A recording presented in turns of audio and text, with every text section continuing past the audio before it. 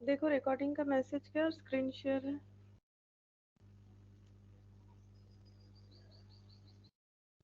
Yes ma'am. अच्छा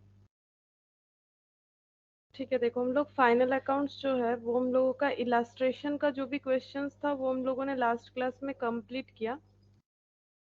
आज हम लोग ये प्रैक्टिकल क्वेश्चंस जो है वो पहले करेंगे, उसके बाद टाइम बचेगा तो हम लोग जो छोटा छोटा यहाँ पर क्वेश्चंस है जैसे कि एमसीक्यूज ट्रू फॉल्स, तो ये भी एक बार देख लेंगे, ठीक है।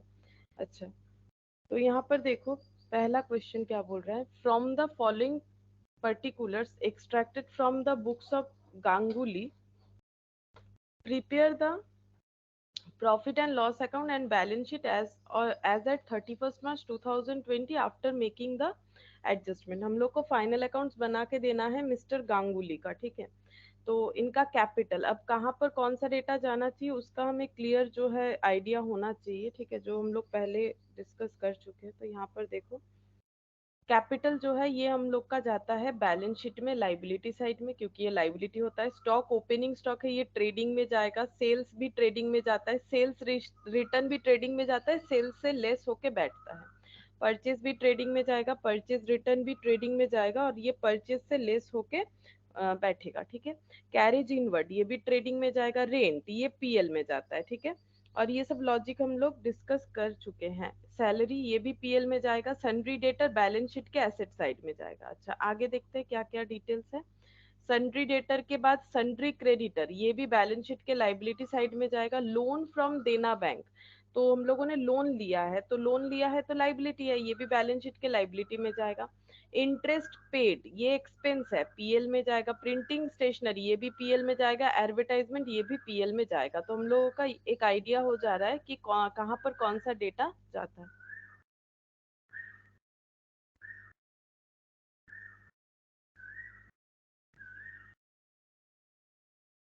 Good evening Shubhajit. Good evening. अच्छा इसके बाद यहाँ पर देखते हैं इंटरेस्ट रिसिप्ट ये पीएल में जाएगा, इनकम है, ठीक है। Cash with traders bank limited, ठीक है। तो ये क्या है, ये कैश डिपॉजिट है। कैश विथ बैंक मतलब क्या, हम लोगों ने बैंक में पैसा रखा होगा, ठीक है। तो ये एसेट हो जाएगा, तो बैलेंस शीट में जाएगा। डिस्काउंट रिसिप्ट ये इनकम है, तो पीएल में जाएगा। इन्वेस्टमेंट करना एसेट होता है, तो ये हम लोग के बैलेंस शीट में एसेट साइड में जाएगा। फर्नीचर एसेट होता है। डिस्काउंट अलाउड ये हम लोग का एक्सपेंसेस या लॉस बोलो मतलब पीएल में जाएगा। जनरल एक्सपेंस पीएल में जाता है। ऑडिट का फीस पीएल में जाता है। फायर इंश्योरेंस प्रीमियम ये पीएल में जाएगा। ट्रैवलिंग पीएल में जाएगा। Postage Telegram PL. Cash in hand ये बैलेंस शीट में जाएगा। डिपॉजिट किया है तो कुछ भी डिपॉजिट जैसे एफडी वगैरह करते हो तो ये एसेट है, बैलेंस शीट में जाएगा। ड्राइंग्स जो है ये बैलेंस शीट में कैपिटल से लेस होके बैठेगा, ठीक है। तो ये जस्ट मैंने एक बार रिकॉल करवा दिया कि कहाँ पर कौन सा डेटा जाता है, ठीक है। उसके बाद एडजस्टमेंट दिया है। Value of stock as on 31st March 2020 is 3,93,000। This includes goods return by customer this includes goods written by customer as on 31st March 2020 to the value of 15,000 for which no entry has been passed in the books। इसका मतलब क्या है समझो। इसका मतलब बोल रहा है कि हम लोगों का क्लोजिंग स्टॉक 3,93,000 दिख रहा है, ठीक है। अब बोल रहा है इसमें इंक्लूड्स है goods return by customer. Customer ने गुड्स रिटर्न कर दिया। अगर बेचने के बाद, नॉर्मल सा कंसेप्ट है देखो, अगर गुड्स बेचने के बाद कस्टमर रिटर्न करेगा तो वो हमारा फिर से स्टॉक बन जाएगा। तो बोल रहे हैं ये 15,000 इसमें इंक्लूडेड है, ठीक है। 15,000 तो इंक्लूडेड होगा ही ना, अगर कस्टमर ने रिटर्न कर दिया है तो पहले सेल बोल के रिकॉर्ड था जब बेचा था, अब वापस कर दिया तो स्टॉक में दिखा दो, ठीक है। लेकिन बोल रहे हैं इसका अकाउंटिंग ट्रीटमेंट कुछ नहीं हुआ, मतलब फिजिकली ये सारे काम हुए हैं, ठीक है। कस्टमर ने रिटर्न कर दिया, गोडाउन में माल भी आ गया, ठीक है। लेकिन जो मतलब पेन पेपर वर्क जो है ये हम लोगों ने नहीं किया, पेन पेपर वर्क, ठीक है। तो पेन पेपर वर्क क्या है, बोल रहे कि 15,000 for which no entry has been pass. तो एंट्री क्या होना चाहिए, सेल्स रिटर्न होने से एंट्री छोड़ो, पहले लॉजिक समझो।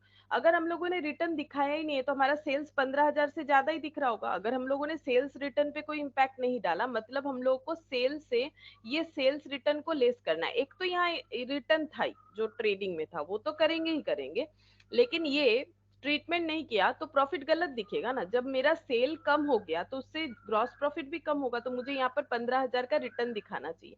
और डेटर से भी ये कम होगा, ठीक है। डेटर जो है हम लोग का क्लोजिंग यहाँ पर ये रहा 1,20,000, इसमें ये 15,000 इंक्लूडेड होगा, क्योंकि जब डेटर होता है क्रेडिट सेल में डेटर बनता है तो ये पूरे साल भर का डेटर दिख रहा है। अब बोल रहा है एक कस्टमर है जिसने 15,000 का रिटर्न कर दिया है, तो अगर हम लोगों ने ट्रीटमेंट नहीं किया तो यहाँ से भी 15,000 डिडक्ट करना पड़ेगा। और इसका एंट्री क्या होता है, सेल्स रिटर्न होने से एंट्री हम लोग का हो जाता है sales return account debit to sales, ठीक है। अब जब सेल किए थे तब क्या एंट्री होता है, डेटर टू सेल होता है, ठीक है, डेटर टू सेल होता है। और जब हम लोग सेल्स रिटर्न का एंट्री करेंगे तो सेल्स रिटर्न टू डेटर होगा, ठीक है। एंट्री क्या होगा, सेल्स रिटर्न टू डेटर। तो सेल्स रिटर्न डेबिट करने का मतलब है सेल से कम कर दो और डेटर को भी उतने से कम कर दो। जैसे कि मैंने बोला था एडिशनल सारे इंफॉर्मेशन दो जगह पे जाते हैं, या तो ट्रेडिंग एंड बैलेंस शीट, या तो पीएल एंड बैलेंस शीट, या तो बैलेंस ट्रेडिंग एंड पीएल, ठीक है। तो ये दो जगह पे एडजस्टमेंट हो जाएगा, एक बैलेंस शीट में एडजस्टमेंट हो रहा है डेटर से लेस हो जाएगा, रीजन भी मैंने बता दिया, और एक हम लोग का ट्रेडिंग में यानी हम लोग के सेल से कम होके बैठेगा।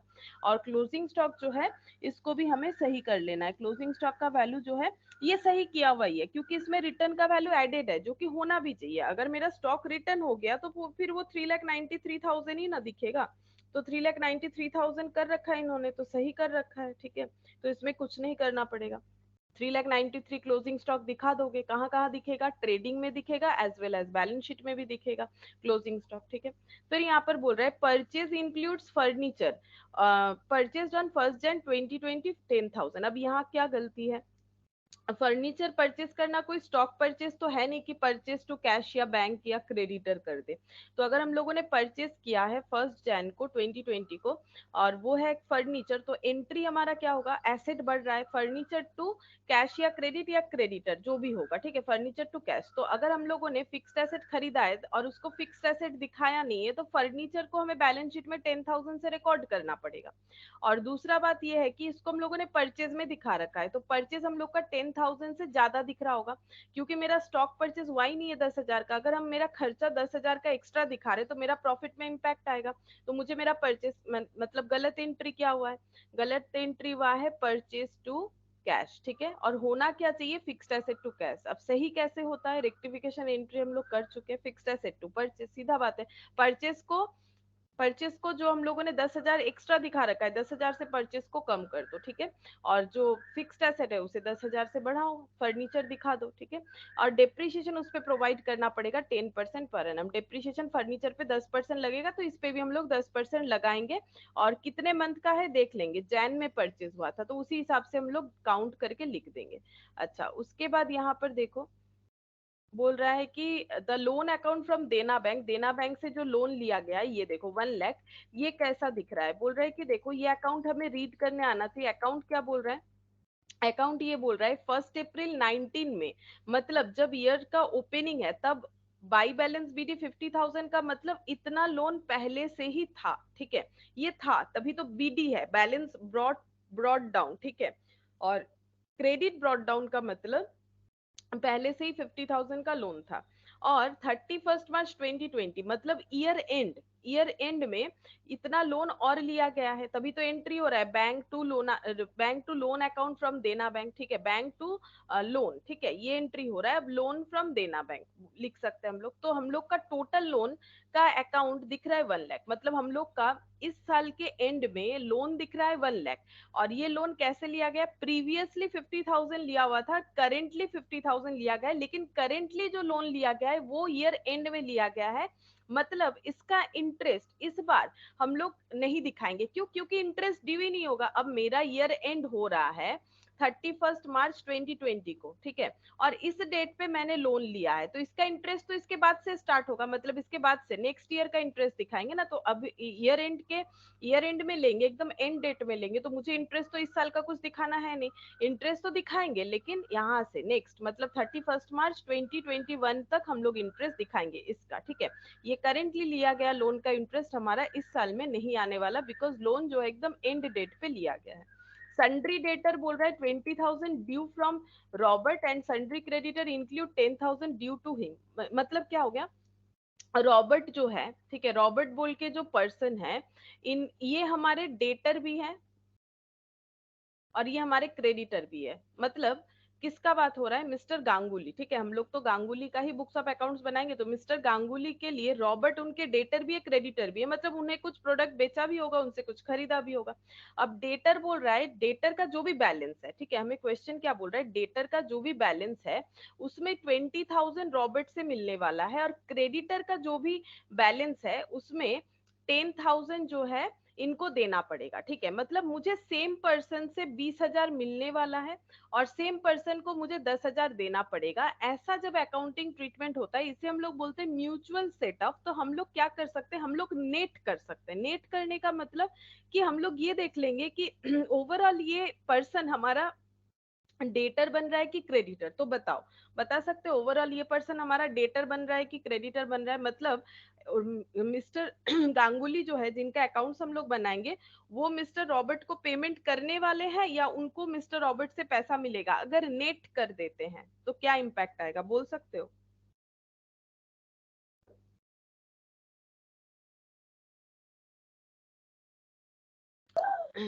10,000 का डेटर रहेगा। बोलो। मतलब 10,000 का डेटर रहेगा अगर नेट ऑफ भी कर देंगे तो संडे हाँ, तो संडे 10,000 का, हाँ ठीक बोल रहे हो, 10,000 का डेटर रहेगा। मतलब गांगुली को रॉबर्ट से 10,000 मिलेगा, ठीक है, और उनको पैसा नहीं देना पड़ेगा। मतलब हो गया ना सेटअप भाई, ठीक है, तुम्हें 10,000 देना है। गांगुली क्या बोलेंगे रॉबर्ट को कि मुझे 10,000 देना है और मुझे तुमसे 20,000 मिलेगा, ठीक है, तो हम तुमसे 10,000 ले लेंगे, बात खत्म। ठीक है, तो हमें क्या करना पड़ेगा, हम लोग सेट ऑफ कर देंगे। सेट ऑफ करने का मतलब है हम लोग टोटल क्रेडिटर से 10,000 कम कर देंगे, ठीक है, कि हम लोगों को और मिस्टर रॉबर्ट को 10,000 नहीं देना पड़ेगा, क्योंकि उनसे हमें 20,000 मिलेगा और हम लोग एक म्यूचुअल सेट ऑफ कर रहे हैं कि ठीक है, हम आपको 10,000 नहीं देंगे, आप मुझे 10,000 दे दीजिएगा, हो जाएगा सेट ऑफ। ठीक है, तो हम लोग क्या करेंगे, 10,000 से डेटर को भी कमा देंगे, 10,000 से टोटल क्रेडिटर को भी कम कर देंगे। क्यों? क्योंकि क्रेडिटर तो मेरा खत्म हो जा रहा है, क्योंकि मैंने ये डेटर से क्रेडिटर को सेट ऑफ कर दिया, एक ही ह्यूमन बीइंग था इसीलिए। ठीक है, और डेटर मेरा 20,000 नहीं रहेगा, मतलब मिस्टर रॉबर्ट का जितना 20,000 डेटर टोटल डेटर में इंक्लूडेड है, वो भी 10,000 से कम कर देना पड़ेगा। ठीक है, ये सेटअप होना चाहिए, इसे बोला जाता है म्यूचुअल सेटअप। ठीक है, अच्छा, अब देखो नेक्स्ट क्या बोल रहा है, interest paid include 3,000 paid to Dena bank. तो इंटरेस्ट का जो हमें ट्रायल बैलेंस में डेटा दिख रहा है, उसमें 3,000 ऐसा इंक्लूडेड है जो देना बैंक का इंटरेस्ट है। अब देना बैंक का लोन देखो, यहाँ पर टोटल 1 लाख है, लेकिन इस लोन पे हमें इस बार का कोई इंटरेस्ट का कैलकुलेशंस नहीं करना पड़ेगा, ईयर एंड में लिया गया है ना, तो नेक्स्ट बार से होगा। तो इसका मतलब देना बैंक का जितना भी लोन का इंटरेस्ट कैलकुलेशंस होगा, वो सिर्फ ये प्रीवियस जो लोन था ना, जो लोन चल रहा है, उस पे 50,000 पे लोन का इंटरेस्ट कैलकुलेट होगा।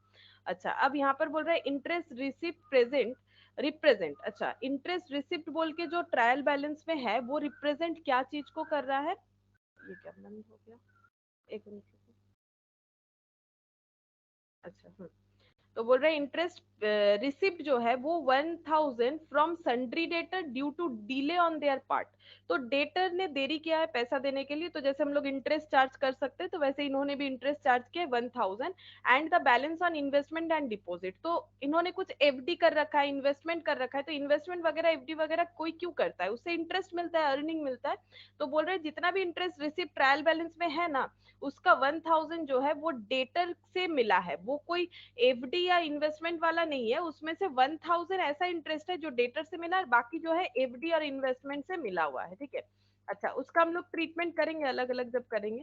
अच्छा, फिर यहाँ पर क्या बोल रहे हैं, provided for interest payable to Dena bank and for interest receivable on investment and deposits. ठीक है, हमें क्या करना है, interest payable to Dena bank और interest receivable on investment and deposit, ये सब चेक करना पड़ेगा कितना होगा, क्योंकि इंक्लूडेड है।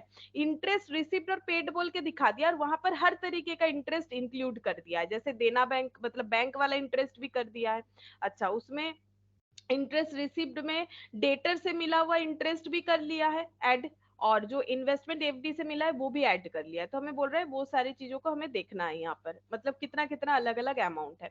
फिर प्रोविजंस बनाने के लिए बोल रहा है 5% on balance under sundry debtor. Debtor को डेटर में 5% प्रोविजन क्रिएट करने के लिए बोल रहा है। दैट मीन्स कि हम लोग ये डाउट कर रहे हैं कि 5% डेटर हमें पेमेंट नहीं कर सकता है, ठीक है, एस्टिमेटेड है provision. No such provisions need to be made for the deposit. Deposit मतलब एफडी, एफडी के लिए ऐसा कोई प्रोविजंस करने का हमें जरूरत नहीं है, ऐसा बोला गया है, ठीक है। अब हम लोग क्वेश्चन को कर,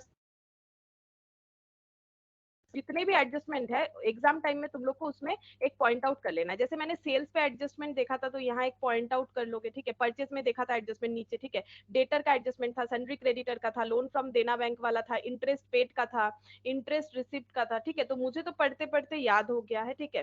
तुम लोगों को भी याद रखना है, याद नहीं रखना, तुम लोग अपने जो एग्जाम में पेपर मिलेगा, क्वेश्चन पेपर, उसमें ऐसे करके पॉइंट आउट कर सकते हो, ठीक है।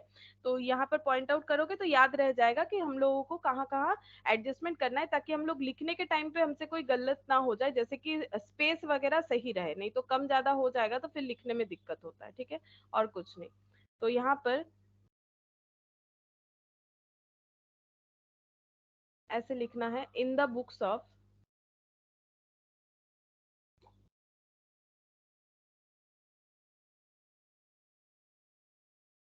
In the books of Ganguly, ठीक है, trading and PL account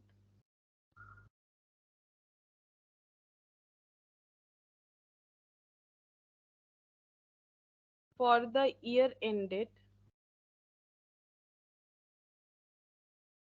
31st March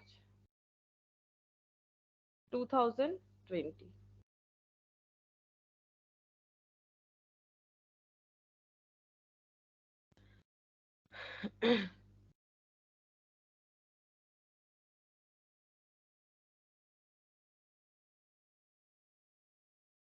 trading PL, और भी थोड़ा जगह रख लेते हैं, लास्ट दिन जो है जगह कम हो गया था, और यहाँ से बैलेंस शीट बनाते हैं।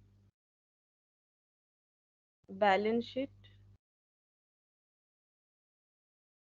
as on 31st March 2020.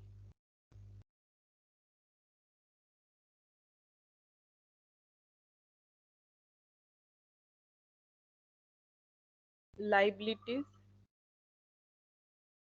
asset. अच्छा, यहाँ भी जगह चाहिए होगा। बैलेंस शीट के लिए ये पूरा पेज हम रख लेते हैं, और इसके नेक्स्ट वाले पेज में जितना भी वर्किंग नोट करना होगा करेंगे। अच्छा, यहाँ पर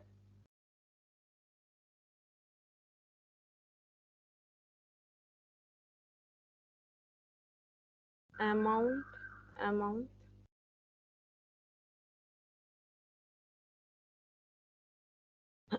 अच्छा देखो, सबसे पहले क्या मिल रहा है हमें, कैपिटल मिल रहा है। हम लोग लाइन बाय लाइन करेंगे, ठीक है। कैपिटल बैलेंस शीट में जाएगा, तो बैलेंस शीट में जाते हैं और यहाँ पर लिख देते हैं कैपिटल।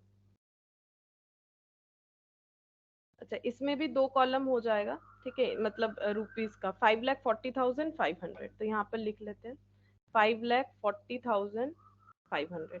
अच्छा, नेक्स्ट क्या बोला है, स्टॉक, ओपनिंग स्टॉक, तो ट्रेडिंग अकाउंट में लिखेंगे टू ओपनिंग स्टॉक।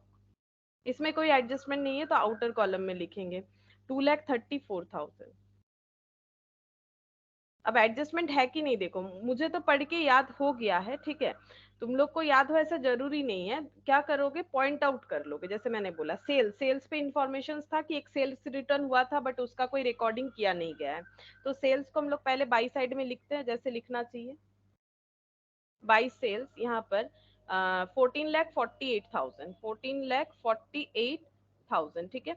अच्छा, इसके बाद इसके जस्ट नीचे ही सेल्स रिटर्न है, तो सेल्स रिटर्न यहाँ पर लेस करके दिखाना चाहिए। इसका मैंने रूल्स भी बताया था क्यों लेस करके होता है, ये फॉर्मेट है लिखने का, बाकी एंट्री के हिसाब से इधर आता है, लेकिन हम लोग ऐसे ही लिखेंगे, ठीक है, क्योंकि ये फॉर्मेट हमें फॉलो करना चाहिए। तो यहाँ हो गया 43,000, और अभी एक लाइन रख देंगे क्योंकि सेल्स पे हमारा नीचे हम लोगों ने एक एडजस्टमेंट पर रखा था, तो वो भी हमें यहाँ पर रिकॉर्ड करना पड़ेगा, तो एक लाइन जगह रख देते हैं। सेल्स रिटर्न हो गया, फिर परचेज 12,15,500, तो यहाँ पर लिखते हैं टू परचेज।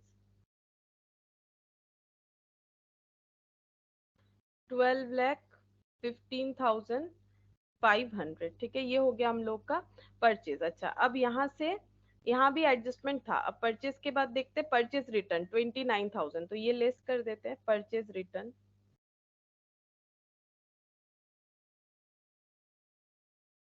29,000, और परचेज में भी एक गलती हुआ था, फिक्स्ड एसेट खरीदा बट उसे परचेज की तरह ट्रीट कर दिया। तो एक लाइन यहाँ भी जगह हम रख देते हैं ताकि यहाँ पर हम लोग जो है और एक एडजस्टमेंट लिख पाए। तो एक लाइन जगह रख के उसके बाद का डेटा हमें लिखना चाहिए।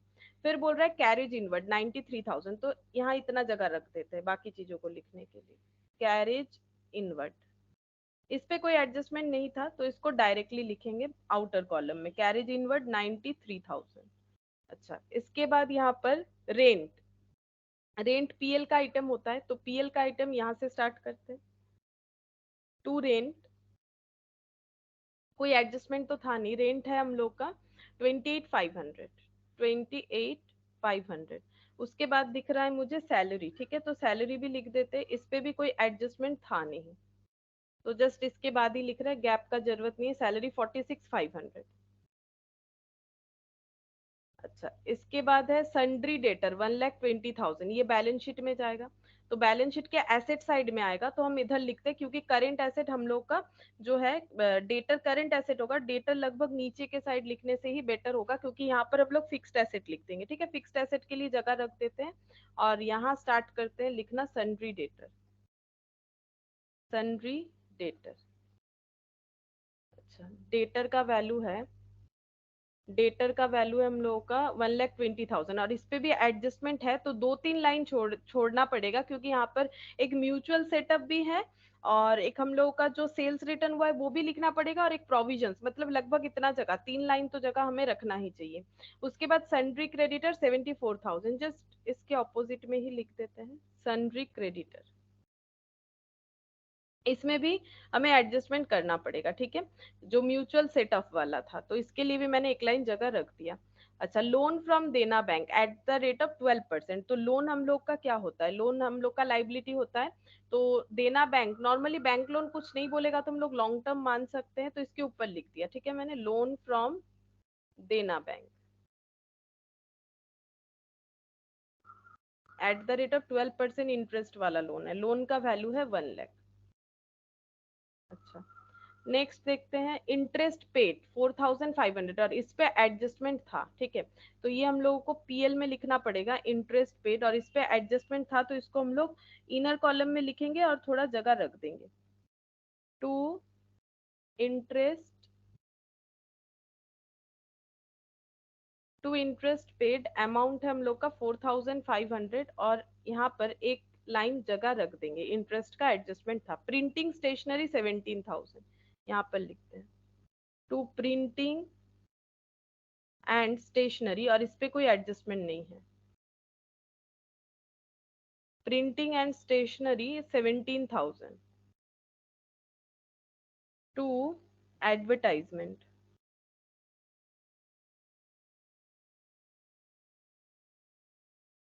एडवर्टाइजमेंट का है 56,000।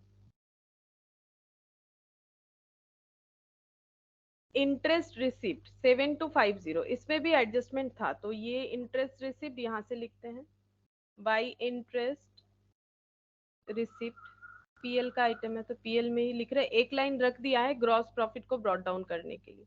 इंटरेस्ट रिसिप्ट है 7250, और इसमें भी एडजस्टमेंट है तो एक लाइन रखना चाहिए हमें। Cash with trader bank limited 40,000, तो ये बैलेंस शीट में जाएगा, तो डेटर के बाद ही कैश लिख देते हैं, यहाँ पर एकदम एंड में लिखना चाहिए, यहाँ लिखते हैं cash, cash with traders bank limited, ये बैंक का नाम है 40,000। अच्छा, इसके बाद डिस्काउंट रिसिप्ट 14,950 पीएल में जाएगा बाई डिस्काउंट रिसिप्ट। अच्छा, इसमें एक लाइन गैप रखना था मुझे, यहाँ लिखेंगे बाई डिस्काउंट रिसिप्ट। अच्छा, डिस्काउंट रिसिप्ट है 14,950। अच्छा, इसके बाद है इन्वेस्टमेंट एट 5% एज ऑन 1/4/19। तो इन्वेस्टमेंट एसेट है तो एसेट साइड में लिखना चाहिए। तो ये हम लोग का फिक्स्ड एसेट की तरह होता है, तो इन्वेस्टमेंट हम लोग डेटर के आगे लिख सकते हैं, यहाँ पर लिख देते हैं investment. Investment normally fixed asset के बाद आता है, तो ये फिक्स्ड एसेट और करेंट एसेट के बीच का डेटा होता है। तो इन्वेस्टमेंट कितने का किया गया है? 25,000 at the rate of 5% interest मिलेगा। 25,000 का इन्वेस्टमेंट किया गया है। अच्छा, इसके बाद इन्वेस्टमेंट के बाद है फर्नीचर। फर्नीचर का डेटा बता रहा है 9,000।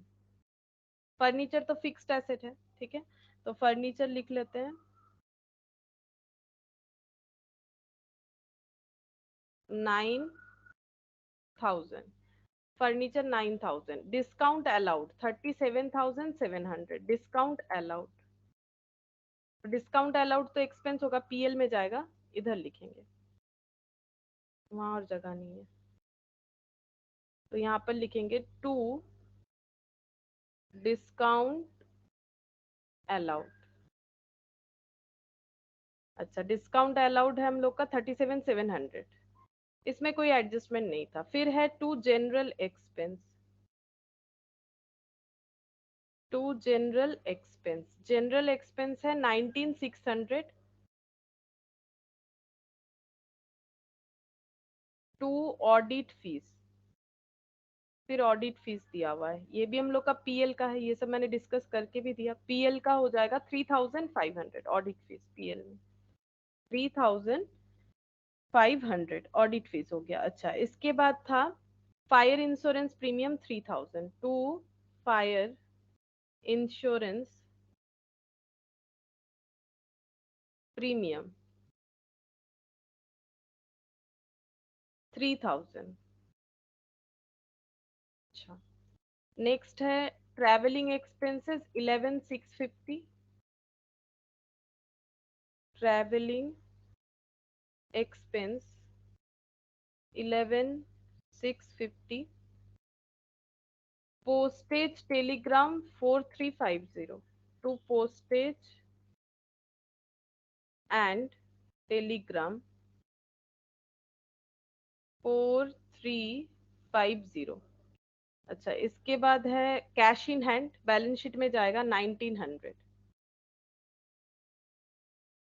इसके नीचे आता है cash in hand, cash in hand 1,900। अच्छा, 1,900। अच्छा, इसके अलावा है डिपॉजिट्स 10%। डिपॉजिट जो है वो इन्वेस्टमेंट है, तो इन्वेस्टमेंट के नीचे लिख देते हैं deposits at the rate of 10%, मतलब जो एफडी किया हुआ है उस पर 10% करके इंटरेस्ट मिलेगा। और ये भी ईयर के स्टार्टिंग में ही डिपॉजिट रखा गया है, मतलब पूरे साल भर में हमें कुछ ना कुछ तो इंटरेस्ट मिल ही जाएगा, और रेट भी बता दिया है, तो 10% इंटरेस्ट मिलना चाहिए। ड्रॉइंग्स 50,000 कैपिटल से लेस हो जाएगा, तो यहाँ लिखते हैं क्योंकि नेट प्रॉफिट भी लिखना होता है, तो ड्रॉइंग्स 50,000। अच्छा, तो ट्रायल बैलेंस का सारा डेटा लिख लिया हम लोगों ने। अब यहाँ पर एडजस्टमेंट, सबसे पहले वैल्यू ऑफ क्लोजिंग स्टॉक 3,93,000 जिसमें रिटर्न इंक्लूडेड है, चलो ठीक है। तो क्लोजिंग स्टॉक जो कैलकुलेशंस दिया हुआ है वो सही दिया हुआ है, हम लोग यहाँ पर लिखते हैं बाई क्लोजिंग स्टॉक 3,93,000, ठीक है। और क्लोजिंग स्टॉक दो जगह एडजस्ट होगा, एडिशनल हर एक इंफॉर्मेशन दो जगह एडजस्ट होगा, तो क्लोजिंग स्टॉक हम लोग का इसके आगे आ जाएगा, क्लोजिंग स्टॉक 3,93,000। अच्छा, आगे बोल रहा है कि एक कस्टमर ने रिटर्न किया 15,000 जिसका एंट्री नहीं हुआ है, ठीक है। तो कस्टमर ने रिटर्न किया है 15,000 जिसका एंट्री नहीं हुआ है, तो सेल्स रिटर्न से लेस करना पड़ेगा, डेटर से भी लेस करना पड़ेगा। तो डेटर से लेस करेंगे sales return not recorded, sales return not recorded 15,000 यहाँ पर आएगा। और दूसरा जो है सेल्स ज्यादा दिख रहा है, अगर सेल्स ज्यादा रिकॉर्ड करेंगे तो प्रॉफिट ज्यादा दिखेगा, गलत होगा, फिर यहाँ पर लिखेंगे सेल्स रिटर्न नॉट रिकॉर्डेड।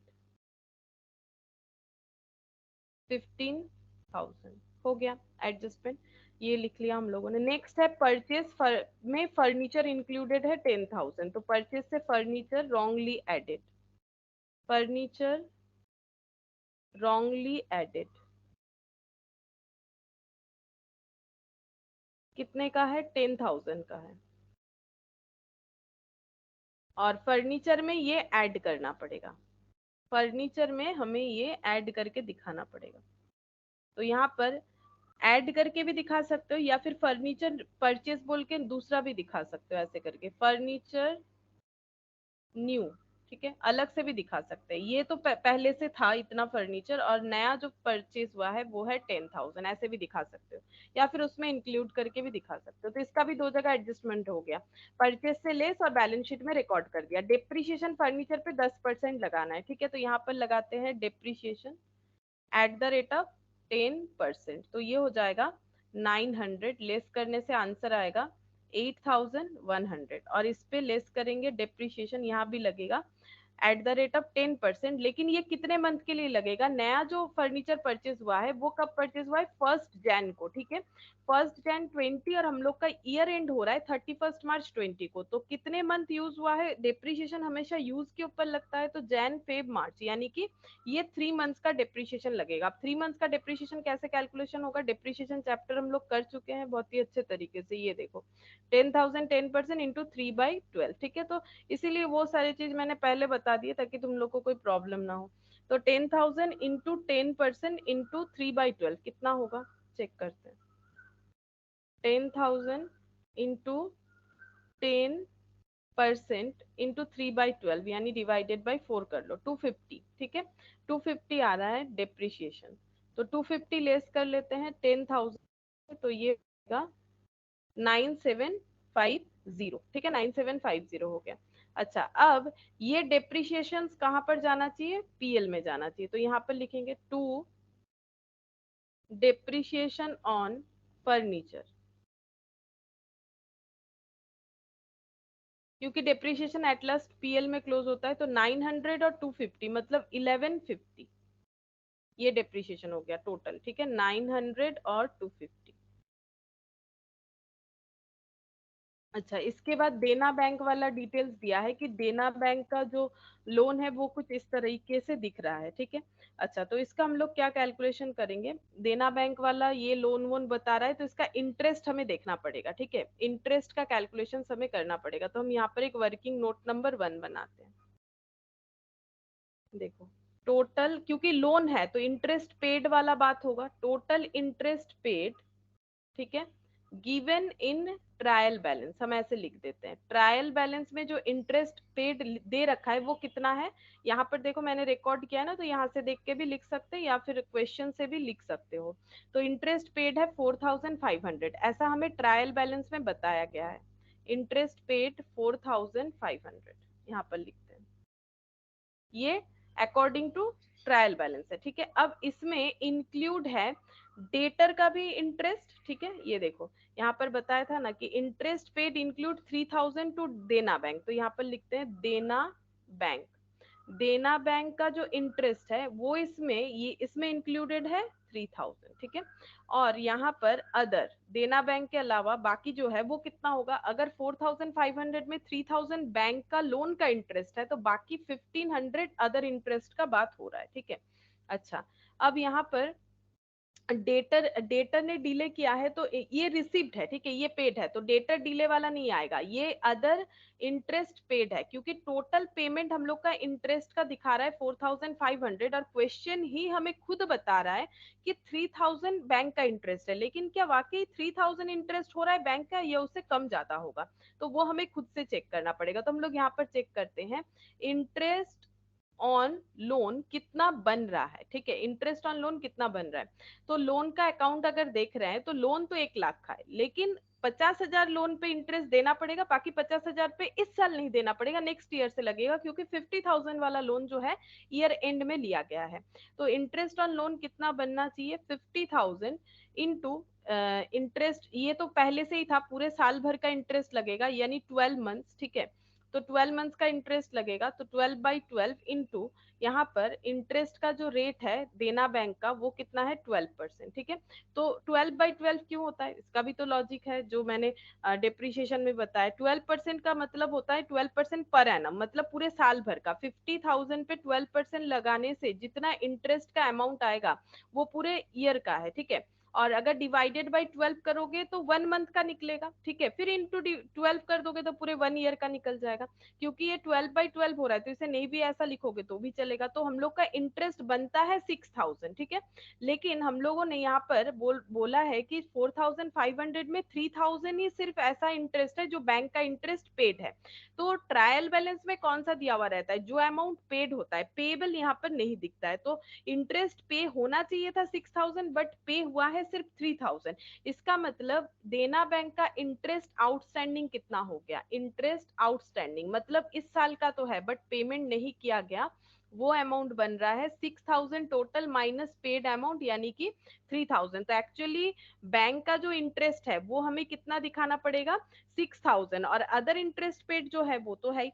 तो इसका मतलब हम लोग का वहां पर एडजस्टमेंट में क्या दिखाना पड़ेगा, एडजस्टमेंट में ये दिखाना पड़ेगा कि इंटरेस्ट पेड में और भी 3,000 इंक्लूड करना पड़ेगा। क्यों इंक्लूड करना पड़ेगा, क्योंकि 3,000 हम लोग का पेबल अमाउंट, और मैंने स्टार्टिंग में ही बताया कि फाइनल अकाउंट्स बनाने का मेनली 3-4 रूल्स है। एक तो कैपिटल और रेवेन्यू एक्सपेंडिचर या इनकम को अलग से समझो, बिजनेस का इनकम एक्सपेंसेस और पर्सनल इनकम एक्सपेंसेस अलग चीज होता है, इसको अलग करो। एक्रूअल बेसिस पे बनाओ, मतलब पेड हो या पेबल हो, अगर ड्यूरिंग द ईयर है तो लिखना पड़ेगा। यहाँ पर वही कंसेप्ट आ रहा है। पेबल तो मतलब पेबल अमाउंट टोटल 6,000 था, उसमें से पेड 3,000 है, अभी भी पेबल 3,000 रह रहा है, लेकिन क्योंकि ड्यूरिंग द ईयर का है तो ये हमें दिखाना पड़ेगा। तो इंटरेस्ट पेड जो है यहाँ पर हम लोग ऐड करेंगे outstanding outstanding interest on loan 3,000, ठीक है। और इसका वर्किंग नोट नंबर 1 लिख दो। तो ये हो गया 7,500, और ये 3,000 कहाँ लिखेंगे, ये लाइबिलिटी है, करंट लाइबिलिटी, तो इसको हम लोग लिखेंगे, ये दो जगह पे जाएगा क्योंकि खर्चा हम लोगों ने टाइम पे पे नहीं किया तो वो बन चुका है लाइबिलिटी। लाइबिलिटी कैसा लाइबिलिटी है, आउटस्टैंडिंग एक्सपेंस, और एक्सपेंस का नाम हमें पता है, outstanding interest on loan 3,000, loan from Dena bank, चाहो तो लिख सकते हो, नाम दे दिया है तो। अच्छा, फिर नेक्स्ट एडजस्टमेंट पे आ जाते हैं, ये कंप्लीट हो गया हम लोग का। अच्छा, अब ये म्यूचुअल सेटअप वाला पॉइंट, डेटर 20,000 और जो है क्रेडिटर, ये सेटअप करना पड़ेगा। तो यहाँ पर हम लोग म्यूचुअल सेटअप जो है वो कर लेते हैं, तो लेस करके यहाँ पर लिखेंगे, ऐसे लिख सकते हो, म्यूचुअल सेटअप बोल के भी लिख सकते हो या फिर ऐसे लिख सकते हो, कैंसिल अगेंस्ट क्रेडिटर, ठीक है। ये सेम पर्सन हमारा क्रेडिटर है तो हम लोग 10,000 से अपना डेटर मैक्सिमम 10,000 से ही कम कर सकेंगे, ठीक है। अभी इसको क्लोज नहीं करेंगे, और भी एडजस्टमेंट है, क्योंकि हम लोगों का कितना सेटअप हो सकता है, 10,000 का सेटअप हो जाएगा, बाकी 10,000 तो हमें मिलेगा ही रॉबर्ट से, ठीक है। तो हम लोग अपना डेटर में रिसीवेबल में 10,000 कम कर देंगे, ठीक है। और ये क्रेडिटर में ही सेम लिखेंगे, cancel against debtor, cancel against debtor, debtor के साथ सेटअप हो गया तो हम लोगों को और 10,000 पेमेंट नहीं करना पड़ेगा, ठीक है। तो हमारा क्रेडिटर 10,000 से कम हो जाएगा। अच्छा, अब नेक्स्ट देखो, यहाँ पर interest paid include 3,000 to Dena bank, इसका यूज मैंने कर लिया। Interest receipt represent 1,000 from sundry debtor due to delay on their part and balance on investment and deposit, ठीक है। तो इस पे भी हम एक नोट बनाते हैं, working note number 2, interest receipt, ये ट्रायल बैलेंस में गिवन है, कितना, ट्रायल बैलेंस में जो इंटरेस्ट रिसिप्ट गिवन है वो मुझे पीएल में मिलेगा, बाई साइड में मैंने लिख रखा होगा, ये रहा 7,250, ये गिवन है 7,250, ठीक है। अब इसका दो पार्ट कर लेते हैं। यहाँ पर हमें बताया है कि डेटर से डीले पेमेंट के लिए 1,000 रिसीव हुआ है, 1,000 from debtor for delayed payment, debtor ने देरी किया पे करने के लिए, 1000 हम लोगों ने डेटर से रिसीव किया है, ठीक है। तो बाकी बचा कितना, 6250, ठीक है, ये माइनस कर दो 6250। अब ये किस चीज का रिसीव हुआ है चेक करते हैं। And the balance on investment and deposit, तो ये अर्निंग जो है इन्वेस्टमेंट किया था हम लोगों ने जो, वो और एफडी जो कर रखा था ना एक फिक्स डिपॉजिट, वो दोनों का अर्निंग है, ये देखो इन्वेस्टमेंट और एफडी, ठीक है। अब इन्वेस्टमेंट और एफडी पे अर्निंग कितना होना है, 5% और 10%। 25,000 पे 5%, 1,50,000 पे 10%, डिपेंड करता है कि कब हम लोगों ने इन्वेस्टमेंट किया था। डेट के ऊपर भी तो डिपेंड करेगा ना कि पूरे साल भर का इंटरेस्ट रिसीव होगा कि नहीं होगा। अच्छा, अब हम लोगों को चेक करना पड़ेगा कि इन्वेस्टमेंट जो है हम लोगों ने कब किया था और जो डिपॉजिट है वो कब किया था। तो इन्वेस्टमेंट भी एकदम ईयर के स्टार्टिंग में ही किया है तो पूरे साल भर का रिसीव होगा, और डिपॉजिट एकदम स्टार्टिंग में किया है तो ये भी पूरे साल भर का ही इंटरेस्ट हमें मिलेगा। अच्छा, तो यहाँ पर लिखते हैं, देखो इन्वेस्टमेंट से हमारा कितना अर्निंग होना चाहिए और एफडी से हमारा कितना अर्निंग होना चाहिए, ठीक है। तो इन्वेस्टमेंट हम लोगों ने किया है 25,000 का, और इस पे अर्निंग होने वाला है ईयरली 5%, और पूरे साल भर का ही अर्निंग मिलेगा क्योंकि इन्वेस्टमेंट करते हुए हमें 1 ईयर कंप्लीट हो चुका है। एफडी बन रखा है 1,50,000 का, इंटरेस्ट रेट है 10%, और ये भी ईयर के स्टार्टिंग में ही हम लोगों ने लिया है तो फिर इस पे भी हमें पूरे साल भर का ही इंटरेस्ट मिल जाएगा। तो ये बन रहा है 15,000, और ये 12 कैंसिल होके ये 1250 आ रहा है, ठीक है। तो टोटल हम लोग का इंटरेस्ट ये दोनों का मिला के होना चाहिए 16,250, जिसमें से हम लोगों को सिर्फ 6250 रिसिप्ट हुआ है। मतलब आउटस्टैंडिंग कितना है, आउटस्टैंडिंग इनकम अभी भी है 16,250 इनकम होना चाहिए, बट रिसीव्ड हुआ है सिर्फ इतना, तो बाकी रिसीवेबल मोड में चला गया है। तो 10,000 हमें नहीं मिला है अभी भी। तो 10,000 हम लोग कहाँ कहाँ दिखाएंगे, एक तो हमें पीएल में इनकम में 10,000 दिखाना पड़ेगा क्योंकि ड्यूरिंग द ईयर का है, मिला नहीं है बात अलग है, कैश इनफ्लो नहीं हुआ है, इनकम रिकॉर्ड तो करना पड़ेगा क्योंकि ड्यूरिंग द ईयर का। और दूसरा हम लोग का ये हो गया करंट एसेट, क्योंकि हम लोगों को पैसा मिलना चाहिए, नहीं मिला, आउटस्टैंडिंग इनकम, ठीक है। तो पहले हम यहाँ पर लिख देते हैं वर्किंग नोट 2 बना के ऐड करके लिख देते हैं, इंटरेस्ट रिसिप्ट यहाँ पर ऐड करके लिखेंगे, outstanding interest from investment and FD 10,000। तो ये टोटल हो जाएगा 17,250। अच्छा, अब यहाँ पर लिखेंगे एसेट बन गया है तो यहाँ पर लिखेंगे outstanding interest income 10,000, outstanding interest income 10,000। अच्छा,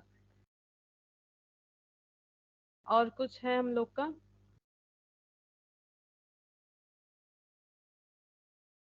5% ऑन बैलेंस। अच्छा, इस पे हमें क्या करना है, डेटर पे 5% प्रोविजन बनाना है, तो लेस कर देंगे provision at the rate of 5%, ठीक है। अच्छा, 5% किस पे बनेगा, ये जो एक्चुअल डेटर है, हमेशा प्रोविजन किस पे बनता है, देखो हम लोगों का डेटर रिकॉर्डेड है 1,20,000, लेकिन हमें पता है कि 15,000 का सेल कंफर्म हमारा जो है रिटर्न हो गया है, तो इसका मतलब सेल 1,05,000 है। और क्रेडिटर के साथ हम लोगों ने एक म्यूचुअल सेटअप कर लिया है, सेम पर्सन थे मिस्टर रॉबर्ट, तुम लोग का डेटर का बैलेंस बन रहा है 95,000। इस पे हम लोग अब प्रोविजंस बनाएंगे, ठीक है। कभी भी गलती से इस पे मत बनाओ, जो भी एडजस्टमेंट है वो करने के बाद ही हम लोग करेंगे। यहाँ पर हो जाएगा 4750 माइनस 95,000।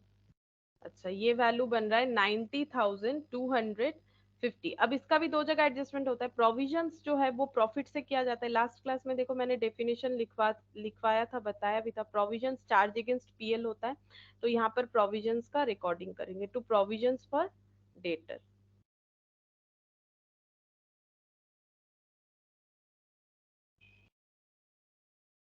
4750, ठीक है। सब बन गया, अब हम लोग को बस टोटल करना है। यहाँ पर देखते हैं ये कितना होगा, 1448 माइनस 43 माइनस 15, 13,90,000। अच्छा, अब इस पे ऐड कर देंगे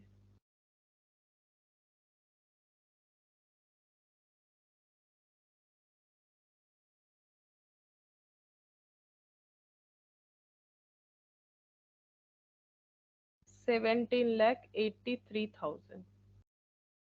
अच्छा, टू ग्रॉस प्रॉफिट,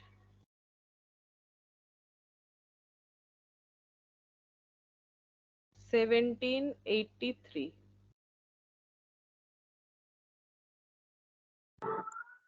मैम हम्म, आपने जो ये बनाया है इंटरेस्ट रिसीवेबल का, मैम वो कैसे बना? मतलब हाँ 5% जो आपने निकाला वो तो मतलब एडजस्टमेंट में तो नहीं लिखा है।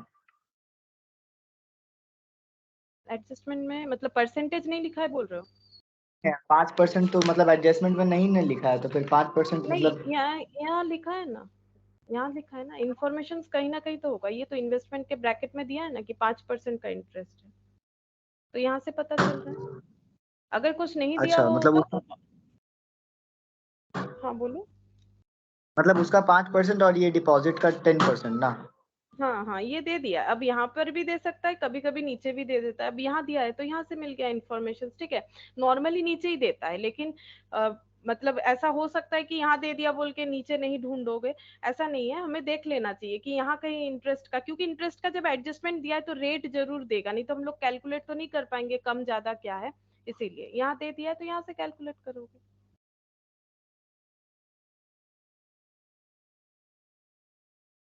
अच्छा, 2,34,000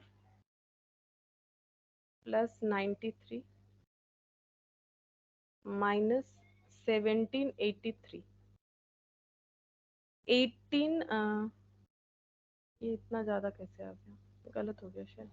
2,34,000 प्लस 11,76,500 प्लस 93,000, 15 लाख। अच्छा हाँ, मेरा तब एक जीरो कम आया था। 2,79,500। अब ये ब्रॉड डाउन हो जाएगा, ग्रॉस प्रॉफिट 279,500, ठीक है। अब ऐड कर लेते हैं, प्लस 17,250 प्लस 14,950। अच्छा, 3,11,700। इसको हम इधर लिखेंगे क्योंकि इधर कंप्लीट हो रहा है स्ट्रक्चर, तो यहाँ लिखेंगे 3,11,700। अच्छा, अब यहाँ से माइनस करते हैं। 28,500, 46,500, 7,500, 17,000, 56,000, 1756। अच्छा, फिर यहाँ पर 37,700, 19,600, 3,500, 3,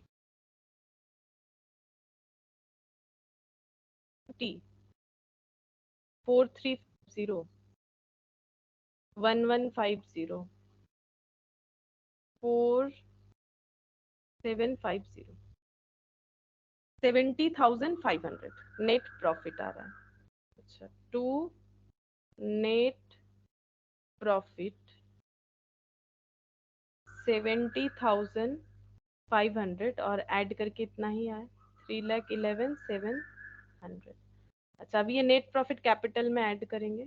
नेट प्रॉफिट 70,500 और इसका एडजस्टमेंट, तो प्लस 5,40,500 माइनस 50,000। अच्छा, तो ये निकल के आ रहा है 5,61,000। अच्छा, इधर देखते हैं, लोन 1 लाख। अच्छा, इसका एडजस्टमेंट होगा, ये 64 बन जाएगा। तो ये 1,64,000, 1,64,000, 64 और 3,67, 1,67,000 कर देते हैं। 1,67,000। अच्छा, टोटल बन रहा है 7,28,000, 7,28,000। अच्छा, इधर टोटल देखते हैं, इतना ही होना चाहिए। चेक कर लेते हैं एक बार, माइनस करते हुए जाते, जीरो होगा तो टैली हो गया।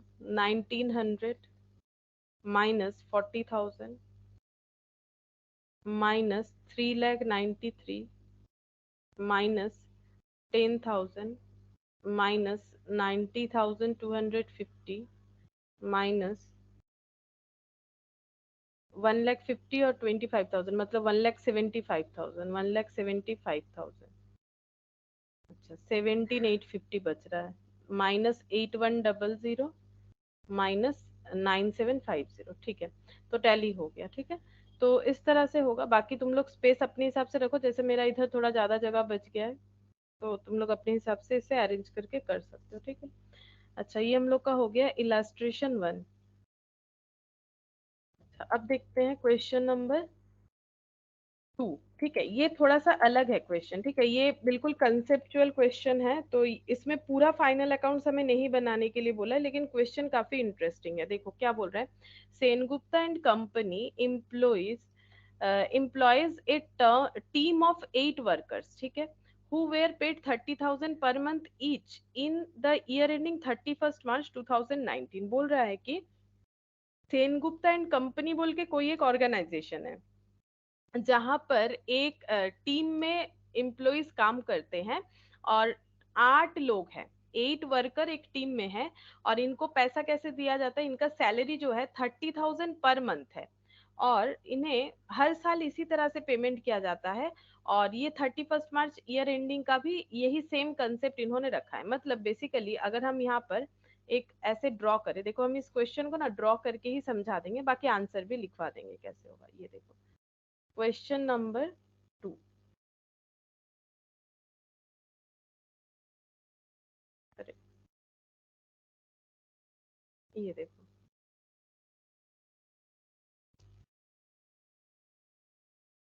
1/4/2018 से लेके 31 मार्च 2019 का हमें डिटेल्स बोल रहा है कि हर साल हमें ये जो सेनगुप्ता एंड कंपनी है इन्होंने पेमेंट सैलरी का कितना पेमेंट किया है, इन्होंने यहाँ से यहाँ तक सैलरी का पेमेंट किया है इस तरह से 8 employees at the rate of 30,000 per month के हिसाब से ये पेमेंट करते हैं, ऐसा क्वेश्चन हमें बोल रहा है। At the start of financial year 1920, जब फाइनेंशियल ईयर 1920 स्टार्ट हुआ, मतलब इसके बाद वाला, ठीक है, नेक्स्ट ईयर 1920 का मतलब हो गया नेक्स्ट ईयर, तो 1/4/19 से लेके 31 मार्च 20, ठीक है, जब नेक्स्ट फाइनेंशियल ईयर स्टार्ट हुआ company raised salary by 10% to 33,000 per month. Company ने सैलरी जो है एम्प्लॉय लोगों का 10% बढ़ा दिया। अब 30,000 पे 10% बढ़ने का मतलब होता है 3,000। ठीक है, 30,000 पे 10% इंक्रीज का मतलब इंक्रीज वैल्यू 3,000, और पहले से 30 मिल रहा था, अभी इंक्रीज 3,000 मिलेगा, यानी 33,000 पर मंथ अब सबका सैलरी हो जाएगा, जबकि इसके पहले इन्हीं लोगों को 30,000 मिल रहा था। अभी तक तो यही इंफॉर्मेशन दिया है, तो अब यहाँ पर लिख लेते हैं। अब इस साल से इनका सैलरी जो 8 एम्प्लॉइज है इनको कैसे मिलेगा, at the rate of 33,000 per month के हिसाब से सैलरी मिलेगा। ठीक है, ये बता दिया है कि सैलरी का चेंजेस कैसे हुआ है। नेक्स्ट हमें क्या बता रहा है, on 1 October 2019 company hired 2 trainee at salary of 21,000 per month each. 1 October 2019, ठीक है, तो 1 अक्टूबर 2019 का मतलब यहाँ पर अप्रैल, ये अप्रैल है, अप्रैल मई जून जुलाई अगस्त सितंबर अक्टूबर। ठीक है, सपोज यहाँ पर मैंने लिख दिया 1 अक्टूबर 2019, ठीक है, ये अक्टूबर का डेट हो ही सकता है, अप्रैल में जून जुलाई अगस्त सितंबर अक्टूबर नवंबर दिसंबर जनवरी फरवरी मार्च। 1 अक्टूबर में हुआ क्या है, कंपनी ने 2 ट्रेनी हायर किया है। ठीक है, ट्रेनी, ये एम्प्लॉय थे, ट्रेनी हायर किया है और इनको सैलरी देने का बात है।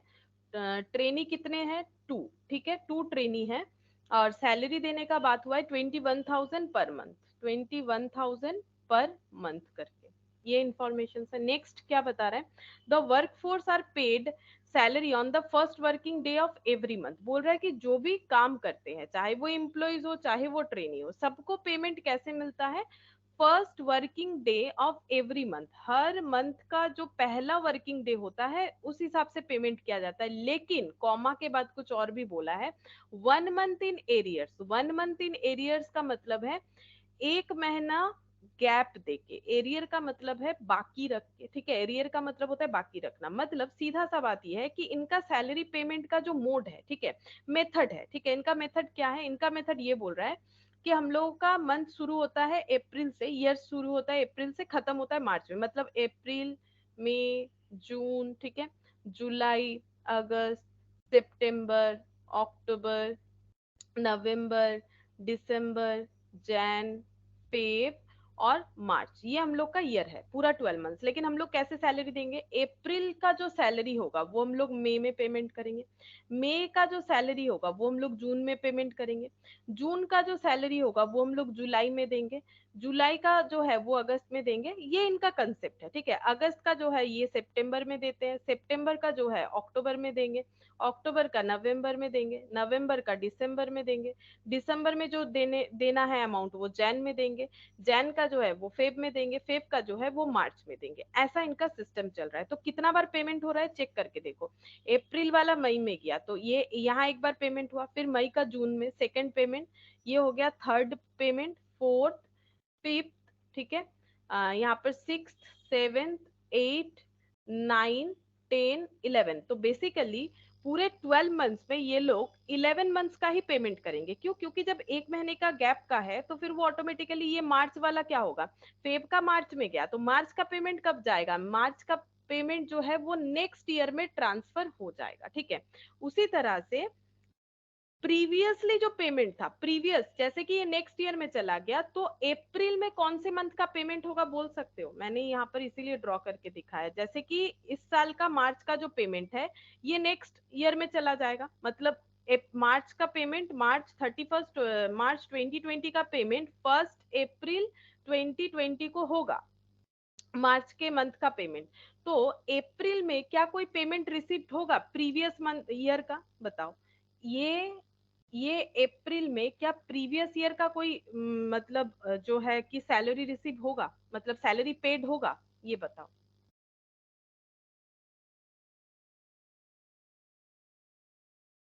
बोलो। यहाँ पर ये अप्रैल, मई, जून, जुलाई, अगस्त, सितंबर, ये हो गया अक्टूबर, नवंबर, दिसंबर, जैन, फेब, मार्च, ठीक है। तो अप्रैल का सैलरी मार्च में दिया जाएगा, मई में दिया जाएगा, मई का जून में, जून का जुलाई, जुलाई का अगस्त, अगस्त का सितंबर, सितंबर का अक्टूबर, अक्टूबर का नवंबर, नवंबर का दिसंबर, दिसंबर का जैन, जैन का फेब, फेब का मार्च, और मार्च वाला चला जाएगा फिर नेक्स्ट ईयर में। तो इसी तरह से यहाँ पर भी तो कंसेप्ट हुआ होगा, अप्रैल का मई में, मई का जून में, जून का जुलाई में, जुलाई का अगस्त में, अगस्त का सितंबर में, सितंबर का अक्टूबर में, अक्टूबर का नवंबर में, नवंबर का दिसंबर में, दिसंबर का जैन में, जैन का फेब में, फेब का मार्च में। और मार्च वाला यहाँ नहीं आएगा, मार्च वाला इस साल के अप्रैल में आएगा। यही मेरा क्वेश्चन था, मार्च का इस साल के अप्रैल में आएगा। बस इतना सा चीज बताने से पूरा क्वेश्चन ऐसे ही बन जाएगा, ठीक है। तो मार्च का अप्रैल में जाएगा।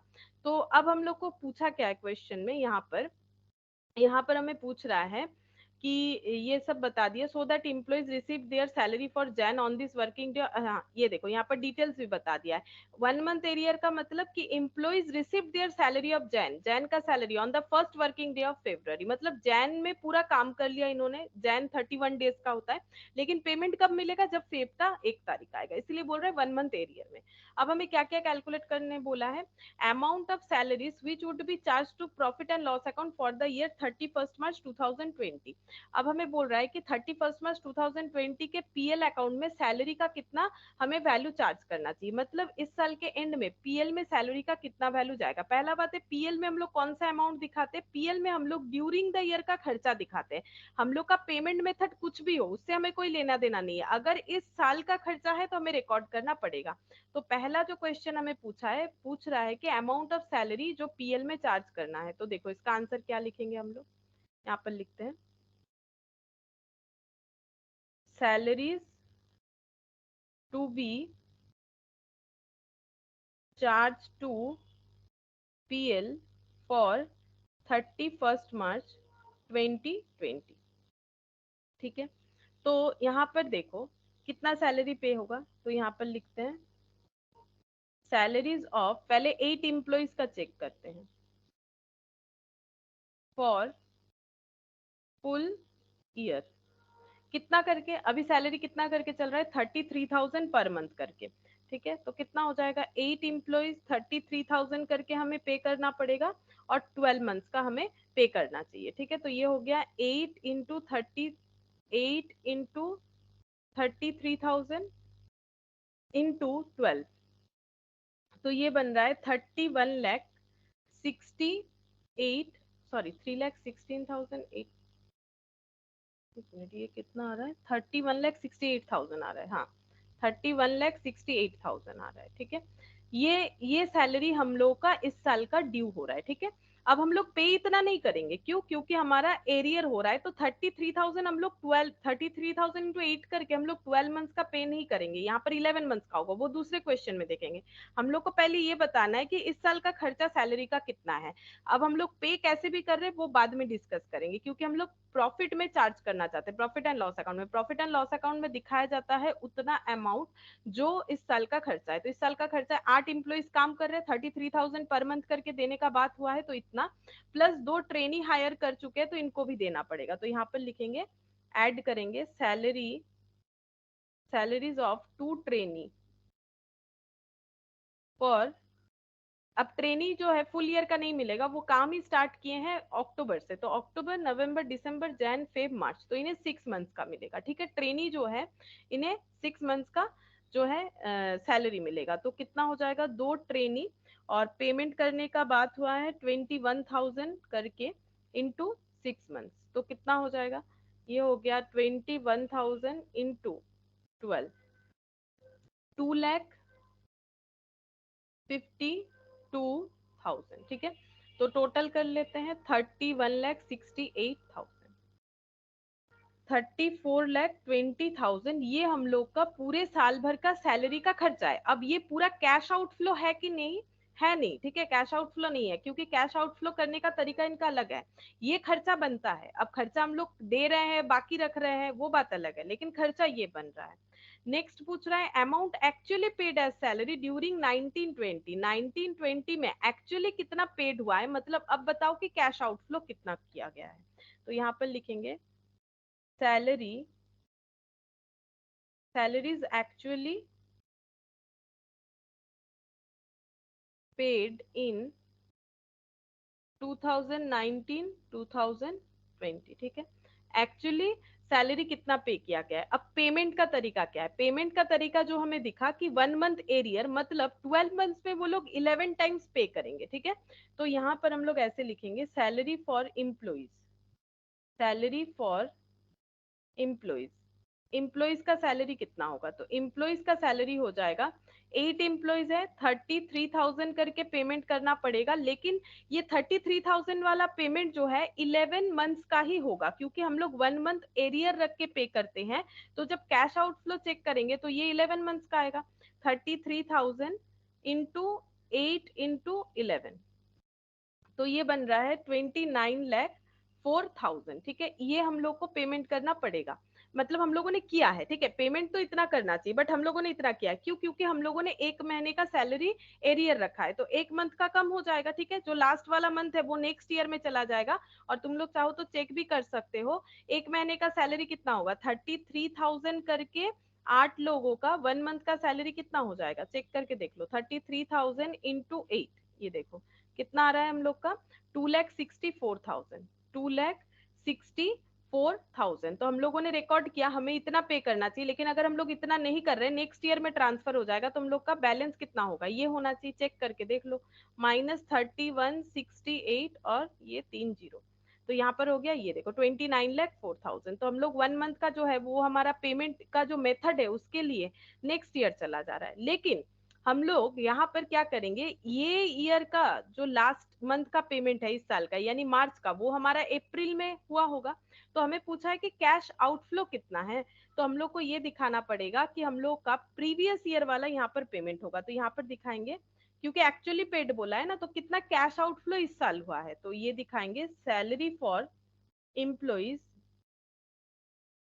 For the month of March 2019 के मार्च का पेमेंट 19 के अप्रैल के स्टार्टिंग में हुआ है, तो यहाँ पर हम लोग लिखेंगे कितना हो जाएगा, 8 एम्प्लॉइज को पेमेंट हुआ है, लेकिन ऑन दैट मोमेंट 30,000 करके सैलरी था, तो 8 एम्प्लॉइज 30,000 और 1 मंथ का, तो ये हो गया 2,40,000। ठीक है, 2,40,000। और ऐसा इसीलिए हो रहा है क्योंकि पेमेंट जो है वो 1 मंथ लैग में हो रहा है। ठीक है, और हम लोगों का ट्रेनी का पेमेंट है, तो ये भी ऐड कर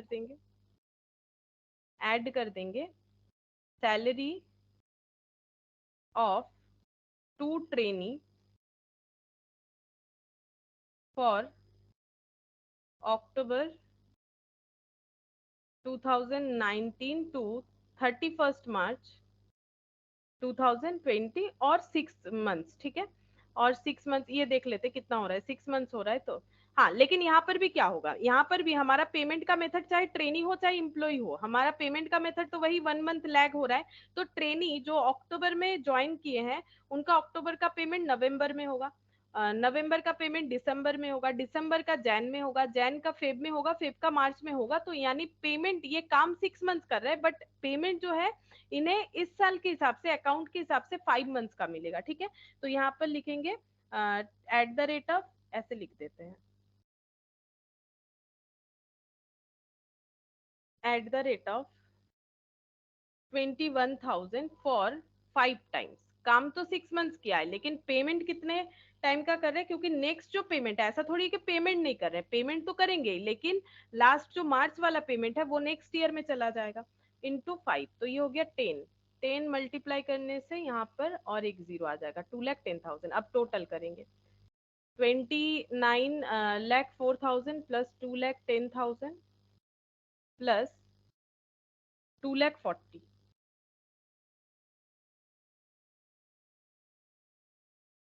33,54,000। ठीक है, ये पेमेंट हो गया कि हम लोग कैश आउटफ्लो कितना करवा रहे हैं। ठीक है, एक्चुअल पेड। फिर बोल रहा है आउटस्टैंडिंग सैलरी कितना रह रहा है, मतलब पेमेंट का तरीका अलग होने की वजह से हमारा आउटस्टैंडिंग सैलरी कितना हो जाएगा। तो यहाँ पर लिखते हैं outstanding salary as on 31st March 2020 कितना होगा। आउटस्टैंडिंग क्या होगा, एक तो हम लोगों का जो 33,000 का पेमेंट एक बाकी रह रहा है वो आउटस्टैंडिंग रहेगा, पहला यहाँ पर लिखते हैं। 8 एम्प्लॉइज का salary at the rate of 33,000 for 1 month, क्योंकि 1 मंथ डिले करके हो रहा है, तो यहाँ पर हो जाएगा 2,64,000। और दो ट्रेनी दो ट्रेनी का सैलरी जिनको हम लोग 21,000 पर मंथ करके दे रहे हैं, उनका 1 मंथ का सैलरी हमारा नेक्स्ट ईयर ट्रांसफर हो जा रहा है, इस वजह से ये लैग दिखेगा, तो ये हो गया 42,000। ठीक है, तो टोटल कर लेते हैं 3,06,000। ठीक है, ये आंसर आ गया। तो हमें ये छोटा छोटा चीज पूछा था, तो अगर हमें कंसेप्ट क्लियर रहेगा तभी हम लोग कर पाएंगे। ठीक है, तो ये कंप्लीट हुआ सेकेंड वाला।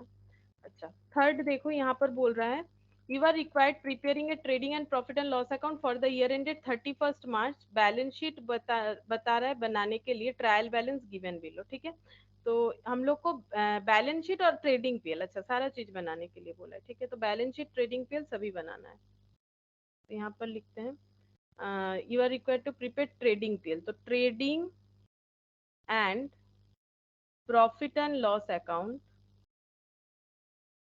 For the year ended 31st March 2020।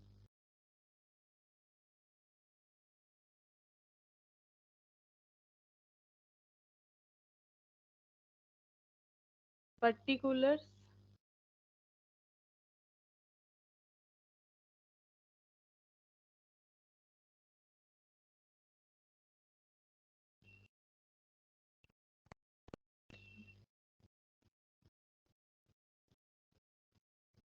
balance sheet as on 31st March 2020।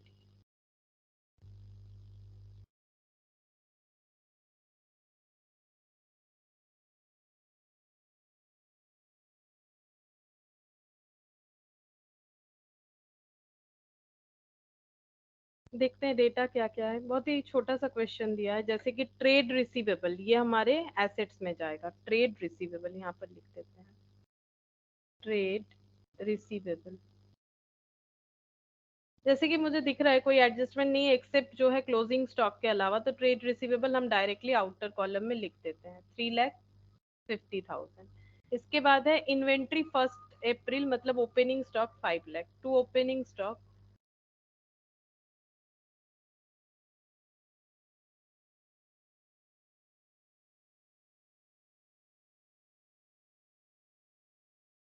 Cash in hand 5,60,000,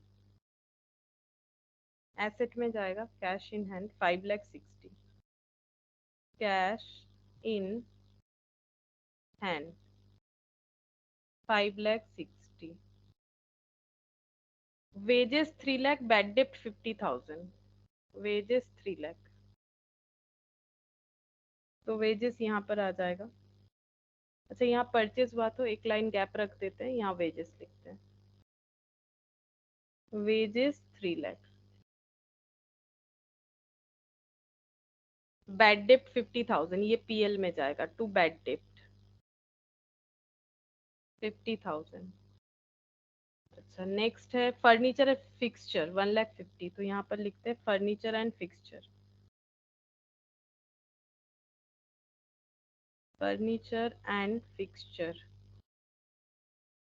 1,50,000। अच्छा, नेक्स्ट है डेप्रिसिएशन 1,50,000। अच्छा, डेप्रिसिएशन ट्रायल बैलेंस में दिया हुआ है, इसका मतलब डेप्रिसिएशन हमारा चार्ज हो चुका है, तभी तो डेप्रिसिएशन का जर्नल हुआ है, और इसका हमारा जर्नल से लेजर बना और लेजर का क्लोजिंग बैलेंस ट्रायल में दिख रहा है। तो ये डेप्रिसिएशन हम लोग का कहाँ पर जाना चाहिए, ये डेप्रिसिएशन हम लोग का पीएल में जाना चाहिए। ठीक है, ये हमारे एसेट से लेस नहीं होगा, क्योंकि ऑलरेडी लेस हो चुका है, डेप्रिसिएशन चार्ज हुआ है, तभी तो उसका जर्नल हुआ और लेजर हुआ, तभी तो वो ट्रायल बैलेंस में दिख रहा है। मतलब फर्नीचर फिक्सचर हो या अदर कोई फिक्स्ड एसेट, डेप्रिसिएशन लेस हो चुका है। सैलरी 2,20,000, तो इसके ऊपर लिख देते हैं टू सैलरी 2,20,000। अच्छा, नेक्स्ट देखते हैं परचेज 12,50,000,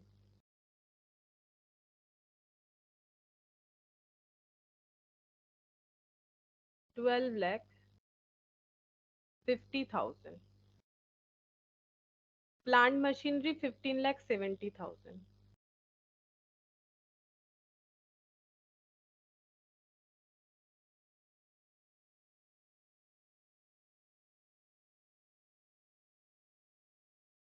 15,70,000।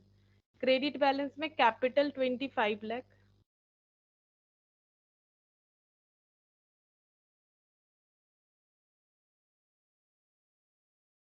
25 लाख बोला था। अच्छा, नेक्स्ट है ट्रेड पेबल 9 लाख, यहाँ पर लिख देते हैं,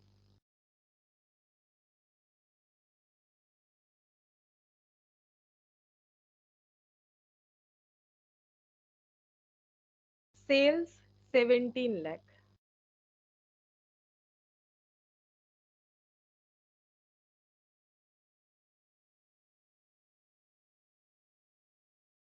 अच्छा, नेक्स्ट यहाँ पर क्लोजिंग स्टॉक 10 लाख।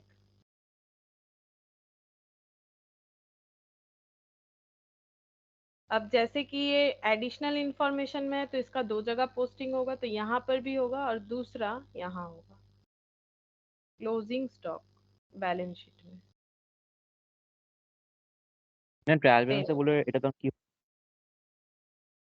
হ্যাঁ বলো আরেকবার। বলছি, এটা ট্রায়াল ব্যালেন্স তখন বলে কি হতো তখন এন্ট্রিটা? এই ক্লোজিং স্টকটা, হ্যাঁ, ক্লোজিং স্টক ট্রায়াল ব্যালেন্সে হলে এটা শুধুমাত্র একটা জায়গাতেই পোস্ট হবে, কোথায় হবে বলো, ব্যালেন্স শিটে। তখন কারণ ঠিক ট্রায়াল, হ্যাঁ বলো। ব্যালেন্স শিটে হবে। হ্যাঁ শুধু ব্যালেন্স শিটে হবে, কারণ ওটা অ্যাডজাস্টেড পারচেজ হয়ে যাবে, মানে ওটা অলরেডি পারচেসে অ্যাডজাস্ট করাই আছে, তাহলে তো আর আমাকে ক্লোজ এখানে লেখার দরকার নেই। আমি এখানে লিখি কেন, পারচেসটাকে অ্যাডজাস্ট করার জন্য। আমার যদি ট্রায়াল ব্যালেন্সের ভেতরে ক্লোজিং স্টক দেওয়া আছে, দ্যাট মিনস আমার এই যে 10 লাখটা এদিকে লিখে যে আমার লেসটা হচ্ছে সেটা আমার অলরেডি হয়ে রয়েছে, মানে আমার opening stock plus purchase minus close, মানে ক্লোজ পারচেজ থেকে ক্লোজিং স্টকটা আমার অ্যাডজাস্ট করাই আছে, মানে আমার যে পারচেসটা দেওয়া আছে ওটা এইটা দেওয়া আছে, তখন আমার পারচেসটা অ্যাডজাস্টেড পারচেস হবে সবসময়। ঠিক আছে। ठीक है। अच्छा, अब यहाँ पर टोटल कर लेते, देखो 17 लाख और 10 लाख, 27 लाख। अच्छा ये वेजेस इधर आ रहा है ना, अच्छा तो मुझे यहाँ टोटल लगाना पड़ेगा, ये हो गया 27 लाख।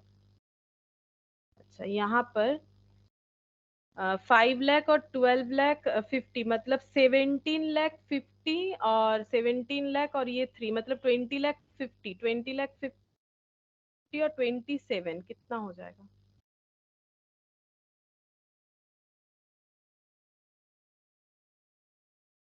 कितना बोला मैंने? 5 लाख 3 लाख 8 लाख और 20 लाख 50 हजार माइनस 27 लाख 6 लाख 50। ठीक है, 6 लाख 50 ये हो गया gross profit by GP 6 lakh 50।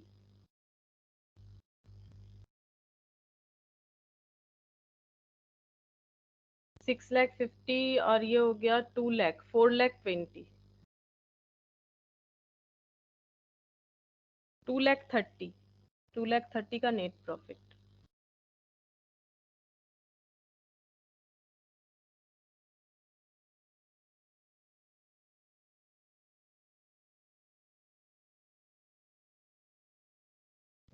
ये नेट प्रॉफिट यहाँ ऐड करेंगे, 27 लाख 30 प्लस 9 लाख, 27 30 36 30।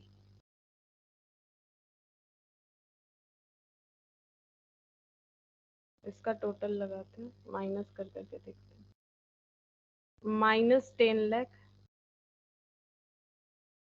-5 लाख 60, -3 लाख 50, -15 70,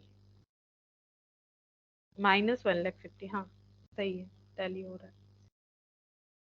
वैसे भी छोटा सा ही क्वेश्चन था, लेकिन यहाँ पर एक चीज देखना था हमें, अगर डिप्रिसिएशन ऐसे रहे तो हमें कैसे ट्रीट करना चाहिए। ठीक है, फिर इसके बाद फिर से एक छोटा सा क्वेश्चन हमें दिया है। ठीक है, यहाँ पर दिया है कि हम लोग ये क्वेश्चन ना एक काम करते हैं, ये जो फोर्थ है, फोर्थ नंबर वाला क्वेश्चन, और ये अभी जो मैंने करवाया ना ये सेकंड वाला, ये लगभग एक जैसा है, तो तुम लोग को ट्राई करने के लिए हम फोर्थ नंबर वाला देते हैं, हम इसके बाद वाला करवाते, फोर्थ नंबर होमवर्क देंगे और हम इसके बाद वाला करवाते क्वेश्चन नंबर 5 जो कि लास्ट क्वेश्चन है। ठीक है, और उसके बाद हम लोग नेक्स्ट क्लास में वो फोर्थ वाला डिस्कस करेंगे और जो छोटा छोटा एमसीक्यूज और ट्रू फॉल्स है उसको भी चेक करेंगे।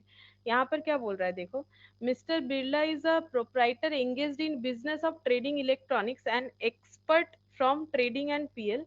Uh, extract है, ये एक्सट्रैक्ट होगा शायद, from trading and PL account is as follows. तो ये हमें इंफॉर्मेशन दिया हुआ है, बट देखो कुछ मिसिंग टर्म है, जैसे फिल इन द ब्लैंक्स होता है ना उस तरीके से। ठीक है, और इंफॉर्मेशन क्या दिया हुआ है देखो, कमीशन चार्ज बोल रहा है 10% और selling expenses 1% of total sales, you are required to compute, एक सेकंड नीचे, मिसिंग फिगर्स हमें कैलकुलेट करके देना है, तो फटाफट हम इसको एक बार रीड्राफ्ट कर लेते हैं। ठीक है, इसको एक बार यहाँ पर लिख लेते हैं जो भी गिवन है उसे, trading and profit and loss account, trading and profit and loss account for the year ended, for the year ended 31st March 2020।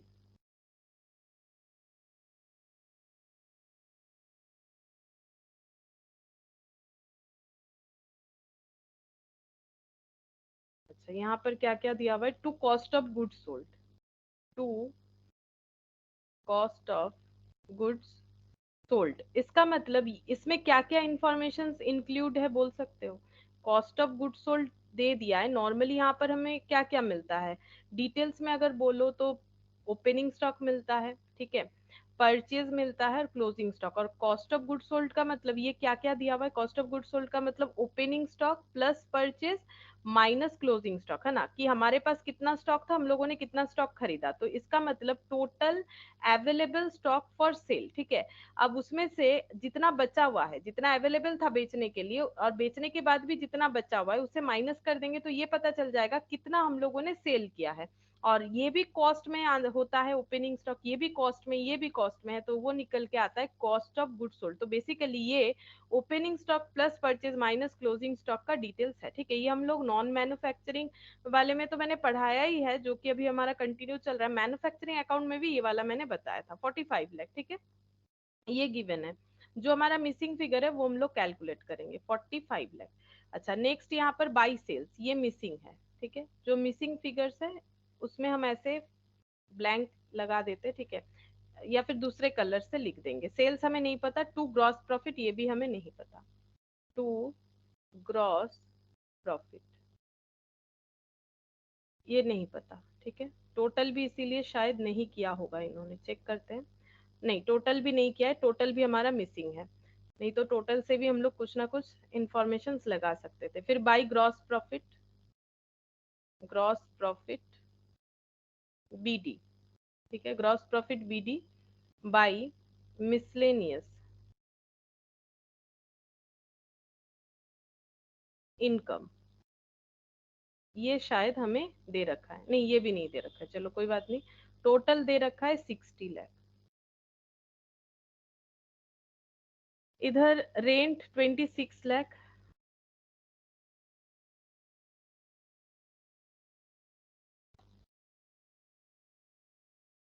Rent 26 lakh, office expenses 13 lakh.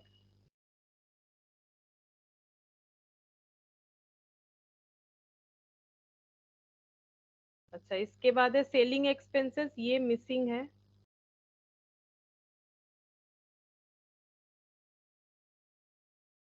Commission to manager,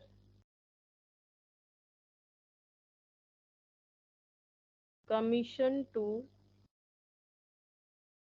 manager, और इसका देने का पैटर्न जो है commission का, net profit before charging such commission, ठीक है, यहाँ पर लिखते हैं net profit before charging such commission, net profit before charging such commission.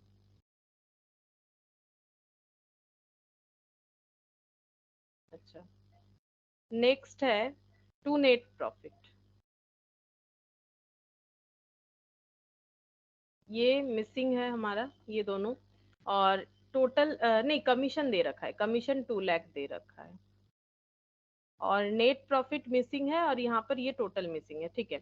इसे हमें क्या करना है, इस गैप को फिलअप करना है जो भी हमारे पास मिसिंग फिगर्स है, और इंफॉर्मेशन को हम लोग यूज करेंगे। इंफॉर्मेशन हमें बोल रहा है सेलिंग एक्सपेंसेस जो है वो 1% ऑन टोटल सेल है, commission is charge at the rate of 10%, मतलब ये जो कमीशन दिया गया है वो एट द रेट ऑफ 10% के बेसिस पे दिया गया है। तो यहाँ पर लिखते हैं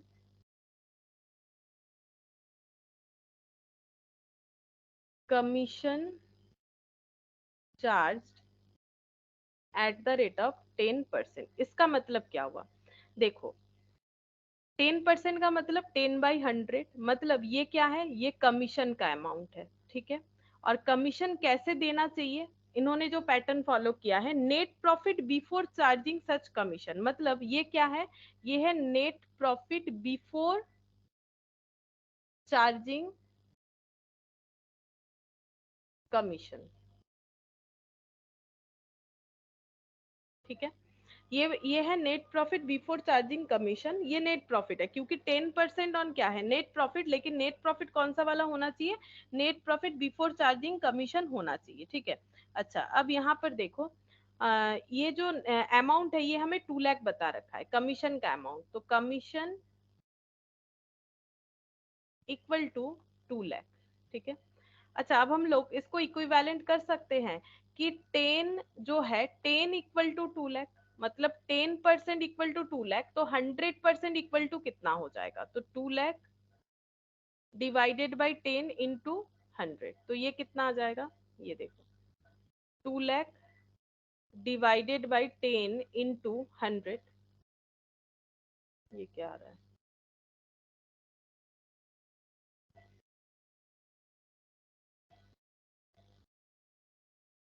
मतलब बेसिकली 20 लाख आ रहा है। ये 100 का मतलब क्या था? Net profit before charging such commission, मतलब net profit before charging commission, before charging commission, commission charge करने के पहले का नेट प्रॉफिट, इसका मतलब था 20 लाख, ठीक है, 20 लाख था।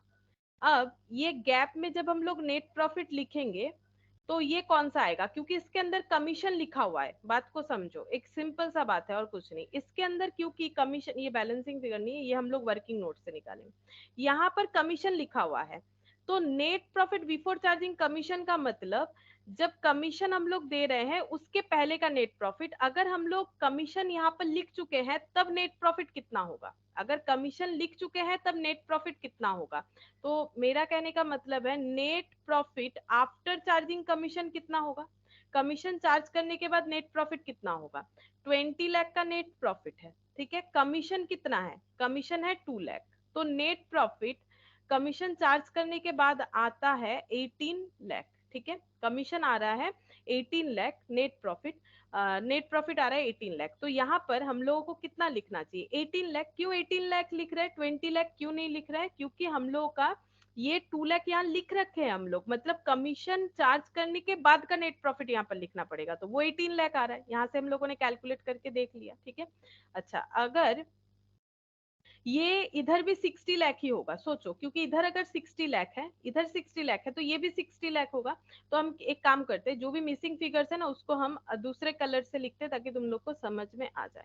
तो जैसे कि ये हम लोग का 18 लाख निकल के आ रहा है और ये 60 लाख है, तो ये भी 60 लाख होगा, सिंपल सा बात है। तो ये हम लोग बैलेंस करके निकाल लेंगे, ठीक है। कैसे निकालेंगे? कैलकुलेटर ले लो, ठीक है। यहाँ पर कितना है? 26 लाख प्लस 13 लाख प्लस 2 लाख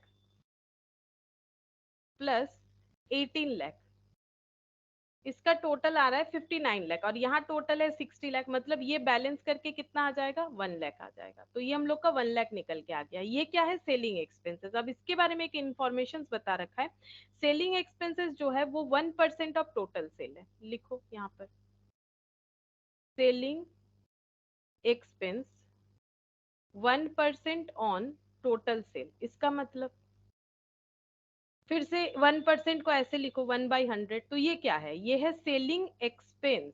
ये क्या है? ये है सेल, क्योंकि ये सेल के ऊपर कैलकुलेट किया गया है। तो इसका मतलब हम लोगों का आंसर कितना आया सेलिंग एक्सपेंसेस का? 1 लाख। तो हम लोग ये बोल सकते हैं कि 1% मतलब 1 इक्वल टू 1 लाख, या फिर 1% इक्वल टू 1 लाख।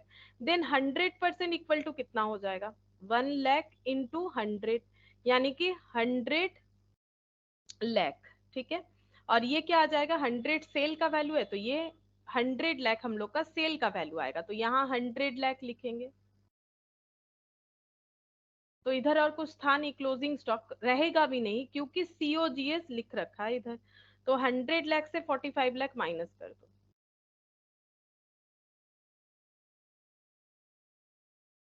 100 लाख, हाँ, इससे 45 लाख माइनस कर देंगे, 45 लाख, तो ये आ रहा है 55 लाख। तो ग्रॉस प्रॉफिट आ रहा है 55 लाख। तो ये ब्रॉट डाउन कर देते हैं 55 लाख। अच्छा, अब ये 55 है और ये 60 है, तो ये बैलेंस करके आ जाएगा, ये बैलेंस करके आ गया 5 लाख। मिसलेनियस इनकम जो है वो 5 लाख कैलकुलेट हो जाएगा इस तरीके से, ठीक है। तो ये जस्ट बोल सकते हो कि एक नॉलेज बेस्ड क्वेश्चन है, ठीक है, कि कैसे करके हम लोग इसका कैलकुलेशन कर सकते हैं। अच्छा, तो ये हम लोग का हो गया, लास्ट क्वेश्चन था शायद ये वाला। एक सेकेंड, हम ना इसका थोड़ा सा आंसर जो है एक बार चेक कर लेते हैं, सही हुआ है कि नहीं। सही हुआ है फिर भी, ठीक है। ग्रॉस प्रॉफिट 55 लाख, हाँ, करेक्ट हुआ है। ठीक है। अब देखो यहाँ पर बचा क्या, यहाँ पर बच रहा है एक क्वेश्चन मैंने रख दिया 4th नंबर, जो कि तुम लोग कर सकते हो, वो वाले क्वेश्चन की तरह है। और यहाँ पर ये एमसीक्यूज है और यहाँ पर ट्रू फॉल्स है। ठीक है, तो ये एमसीक्यू और ट्रू फॉल्स और वो क्वेश्चन हम लोग नेक्स्ट क्लास में करेंगे। ठीक है, आज इतना ही करते हैं।